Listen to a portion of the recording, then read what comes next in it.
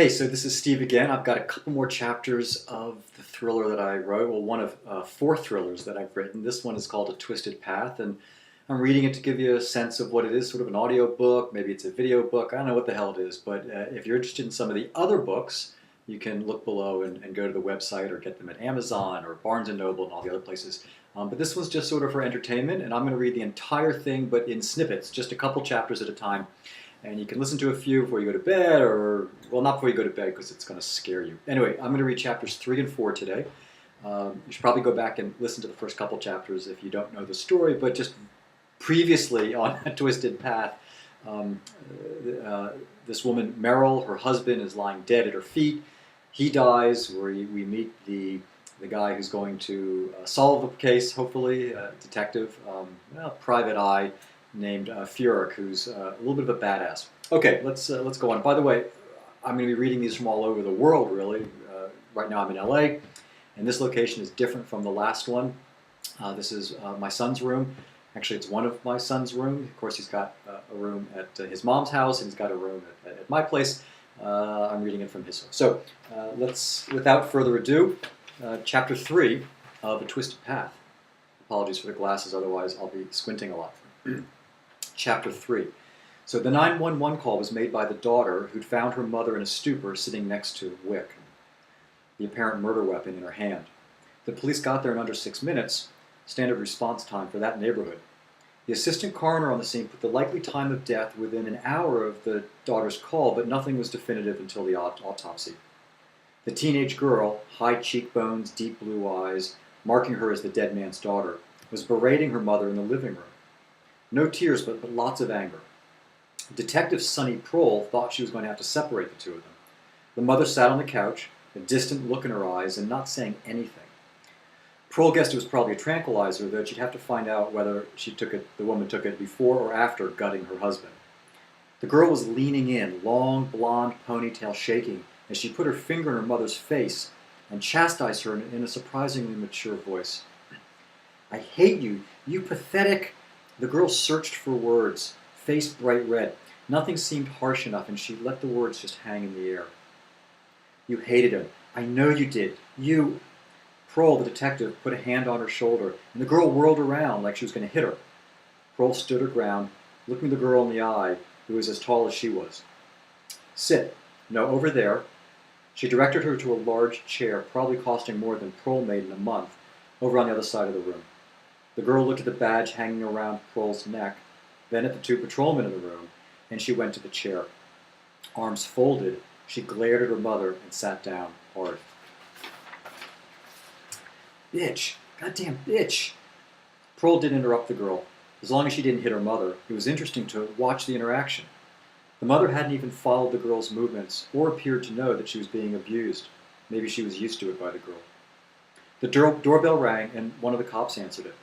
Crime scene workers, photographers, and evidence guys showed up within a few minutes of each other. After Prohl checked out the kitchen, leaving one of the patrol guys to keep the girl off the mother, she walked back into the living room as the front door opened without the bell ringing this time. Expensive suit, nice haircut, very calm guy in his 50s walked in like he owned the place, and she knew the family lawyer had arrived. She immediately identified him as a prick. Just what she needed, a goddamn ambulance chaser cutting into her investigation. He picked her out just as immediately as the lead investigator, and he didn't bother offering her a soft, manicured hand in greeting. Just a smile full of unstained teeth. "Detective, I'm Perry Margolin, Mrs. Wick's attorney. Please don't plan on asking her any more questions this evening." All right, that's the end of Chapter 3. Chapter 4 is just a one page longer. I'm going to go ahead and go through that one as well. And by the way, Chapter 4 is dedicated to Lola. Now, Lola is a sweet little Labradoodle who belongs to my kids. Her only downfall is that she barks too much, and you'll see why I'm dedicating this chapter to her in a second. Chapter 4. Furyk woke with a start, body rigid. The sheets were wet again, the sweat from his body soaking through to the mattress. He didn't remember the dream, had no idea if it was the same one that jerked him awake at least once a month. But he knew what brought him out of it. A barking dog is an irritant. A yelping dog evokes murderous intent. One more shriek pierced the heavy silence of the humid night air, and Furyk leapt out of bed, grabbing the baseball bat he'd confiscated earlier that same night. Jaws clenched, he took a few steps towards the back door, which led out to the high bushes obscuring the house next door. The yelping sound was like ragged fingernails against an emery board, and his nerves jangled. Shut up, barely audible through gritted teeth. He wanted to crash through the brush and beat the dog to a pulp. Heart beating hard, sweat dripping between chest muscles rigid with anger, he held back. Held back from the violence that fought its way to the surface, held back from screaming obscenities that the neighbors deserved. But reason and discipline kept him in check. His grip loosened on the bat, and his neck muscles relaxed. He hit the switch on the thermostat next to his bed. The cold blast from the central air conditioning hit him like a spray of ice, and a shiver worked its way up his spine. 3 o'clock in the morning, and it was still 80 degrees outside. He could see the blinking red light on the answering machine on the other side of the bed. Ignoring it, he padded toward the master bathroom, the cold hardwood floor retaining the chill from earlier in the day when the AC had been running continuously. The conflicting sensations of sweat, shivers, and the coolness on his feet made him feel alive. A long hot shower, then 2 minutes under an icy stream, that would get him ready for work in a few hours, calm him down. Furyk let the water heat to unbearable and then stepped in. His skin almost instantly went red, and he held still, waiting for that bite of pain to subside and the deep relief of heat and steam to edge out the sting. He left it on until the subtle change, a little less hot water signaling he was draining the supply of hot water, then twisted the knob all the way to the left. The sudden change from steam to ice was instantaneous and shocking.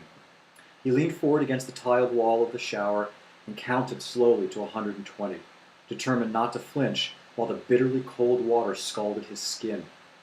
Rivulets ran down his shoulders, some catching in the furrow of the long scar on his left side that ended just below the tan line. When a girlfriend or temporary companion traced her fingers along the scar and asked its origin, he always came up with a new story, like how he got drunk in a cantina in Uruguay, and a beautiful young hooker lured him back to his hotel. He awoke the next morning in the bathtub filled with ice, a bandage where they'd removed his kidney. Now, it was total crap, the kind of urban legend you hear about, but it never really happens. But the girls like the stories. He got to 120 in his count, and he shut the cold water off. Standing in the shower, goosebumps over his entire body, he let the sensation run its course. He watched himself in the mirror walk to the sink and pick up the Altoids tin sitting next to an empty beer bottle. They were extra minty. He flipped open the metallic lid and dry chewed 2 Vicodin. There were 6 left. He'd have to refill the prescription. Letting the air dry his body, he stared into his own face dispassionately. The brown hair looked almost black when wet. A few too many lines in his face for his age. Craggy. Nondescript unless you looked really close. Then there was an intensity, something that made tough guys not immediately dismiss him. Maybe it was just the rage he kept at bay. He looked in his eyes, green with a faint yellow around the pupil. He looked like crap, but at least it matched how he felt. Dry now, he pulled on gray sweatpants from the bedroom closet and arranged the comforter across the bed so it appeared made. That was the extent of his housekeeping. Hands on hips, he thought about his cigarette, more to kill time so he could avoid the answering machine. But he'd quit last month again, and he'd go at least 6 months before even considering a backslide. Closed his eyes, and he thought about driving up to Mulholland in the Boxster convertible in the garage that sat next to the Honda. No one in the road, and wind and bugs in his face. A minute passed, then another, and he was calm. He headed back to the bedroom and to the blinking light of the answering machine. This guy Furyk is a hard case. Okay, that's enough. 2 chapters for now. I'll do 1 or 2 more coming soon, and if you enjoyed that, please come back and take a listen. And of course, if you're interested in any of the other books, go to the website or go to Amazon, etc., with my little marketing pitch. And the next couple of chapters will come from a different location. Thanks very much for listening. Bye-bye.